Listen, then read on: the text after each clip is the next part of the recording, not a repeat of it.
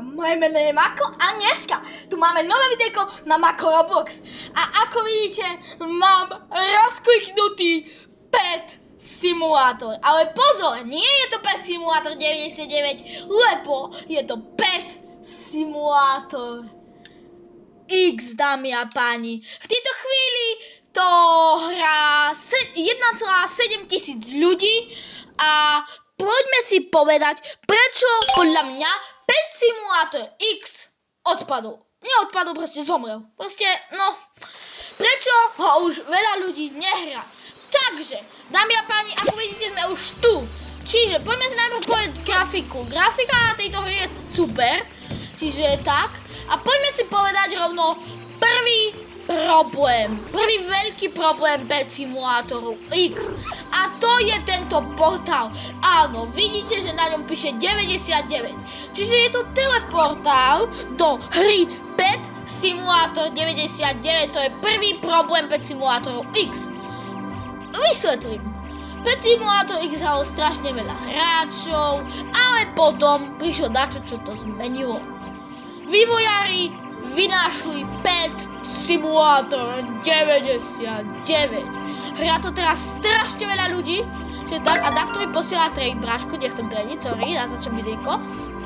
Čiže to je veľký problém Pet Simulator X, proste vyšla nová hra a tak ďalej a proste všetci išli buď na Pet Simulator 99, alebo skončili úplne s Pet Simulátorom. Iba dve možnosti sú. Potom však, ako viete, vynášli Pets Go, RNG hra, čiže proste gamble obyčajný, vlastne všetko je tu gamble. Sorry, Pet Simulator, je to tak. Všetko to je proste gamble a vynášli Pets Go, preto všetci ľudia prestali hrať Pet Simulator 99 a ako viete, teraz Pets Go strašne veľmi upadol a teraz naopak sa vrátili 99. Čiže to bol prvý problém Pet Simulator X. Keď sa pozrieme trošku doľava, tak druhý problém Pet Simulator X je tento Diamond Mine. Podľa mňa to je kvôli tomu, že našli tento Diamond Mine, pridali ho tu a proste skoro všetci mohli ťažiť diamondy. A tým pádom zrastla extrémne hodnota Hugeov a Titanicov. Ako vidíte, Diamond Mine, hej, prídete do ňoho, tu všade diamanty, toto nemám odomknuté a proste a tak ďalej. A to je druhý problém, pretože napríklad Titanic Dominus Astra, ktorý stál 5 triliónov, tak napríklad stál 8 triliónov, hej? Čiže a ľudia, ktorí nemali odomknutý Diamond Mine a nemali na to gemy, proste boli úplne smutní, boli naštvatí a proste končili. Na tretí problém Pet Simulatoru X sa musíme ísť pozrieť do Trading Plazy, pretože tam to uvidíme a určite tam dačo také bude a pozrieme sa, čo to vlastne je. Čiže, keď nám sa to načíta, tak uvidíme, napája ma to, ok, a som tu, v Trading Plaze, hej, na začiatku úplne normálna Trading Plaza, na začiatku proste, vidíte, predávajú sa tu exkluzívky, neviem, čom sa mi to ská. Pozrite, koľko ľudí to teraz hrá. Ja nechápem, prečo to je také mŕtve, že to hrá iba 1700 ľudí, ale pozrite. Kamo, ich tu je strašne veľa, akože pozrite, normálne to je zasekané. A ďalší problém tu. Ako tu predávajú huge európky. A pekný music, poviete si, ideme si rozkliknúť, ideme sa pozrieť, čo to je za huge transfer. Čo to je? Áno, ľudia, presne tak. Pridali do Pet Simulatoru 99, hej, jasné, Pet Simulator 99. Do Pet Simulatoru X pridali Petbox. Poďme si ukázať, čo to vlastne je Petbox. Keď sa teleportneme na Spawn World, tak uvidíme, čo to vlastne je Petbox. A áno, vidíte, je tu tá krabica. Prídete a môžete, čo to môžeme, posielať si petov, vajíčka a hlavne Hugeov a Titanicov. áno, pošlite si Hughea do Pet Simulator 99, on vám tam príde za niekoľko dní, ale v Pet Simulator X vám to stále ostane, čiže vy to môžete predať. A keby ste teraz hrali Pet Simulator X, aby ste išli na každý trading plaze, nenájdete ani jedného netransfernutého Hughea. Ani na jednej trading plaze nenájdete netransfernutého Hughea. Všetci to predávajú a preto sa to proste prestalo dať hrať. Čiže tak, prestalo sa to dať hrať a to sú asi najdôležitejšie problémy Pet Simulator UX. Strašne ma to mrzí, bola to dobrá hra.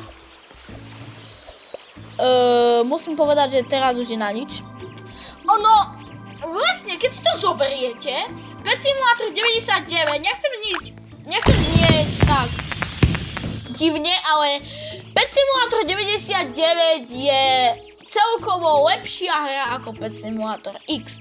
Áno, Pet Simulator X je podľa takoho lepší, pretože je OG na rozdiel od Pet Simulator 99, ale keď si zoberiete grafikovo 99, zábavnou 99, aktivity 99, získavanie coinov 99, viac petov 99, gargantuáni 99. Čiže vo všetkom by som povedal, že je 99 Pet Simulator lepší. A dúfam, že vývojári neurobia takú sprostosť, taký sprostý update a aby to zničilo aj Pet Simulator 99. To dúfam, že sa nestane, pretože Pet Simulator 99 predsa len hrám, baví ma to. A keď sa líbneme z Pet Simulator X na chvíľku a pozrieme sa do Pet Simulator 99. 29,8 tisíc hráčov. Dámy a páni, 29,8 tisíc hráčov. Pet Simulator X 1,7K. Je to obrovský rozdiel, dámy a páni. A tu vidíte, čo viac baví ľudí. Pet Simulator X, strašne ma to mrzí, poviem vám pravdu, na rovinu. Mrzí ma, že to tak skončilo s Pet Simulatorom X, predsa len hral som to aj ja na svojom minulom účte, mal som tam exkluzívky, mal som tam nejakých Hugheov a mrzí ma to. Ale nie, ja som si to netransferoval. A prečo? Lebo som chcel byť celkom fair. Tu nehovorím, že ľudia, ktorí si to transferovali, nie sú fair. Ale ľudia, prečo by ste to potom predávali? OK, zavádza vám to v inventári. Ale vy sa zamyslíte trošku aj nad tými ľuďmi, čo sú trošku chudobnejší a proste, čo chcú Hugheov. Reálne takto povie, idem si ťažiť do Diamond Mineu. O týždeň vidie, mám strašne veľa diamondov, idem si kúpiť Hughea. Príde do trading plazy, nemá nič, všetko je transfernuté, kúpi a potom mu to zmizne. Prečo by to robil? Prečo by to robil? Nechápem. Proste totálne, že by som povedal, že zbytočné kupovať Hugheov. Tak proste, toto je pravda o Pet Simulator X. Nezabudnite hodiť like, odber, hoďte odber aj Genovi, čo je môj editor a môj dlhoročný kamarát. Choďte mu dať odber, podporte ho, má 13 odberateľov. Ja vám ďakujem za 50 odberateľov. Poďme dať ešte na tomto kanále 10.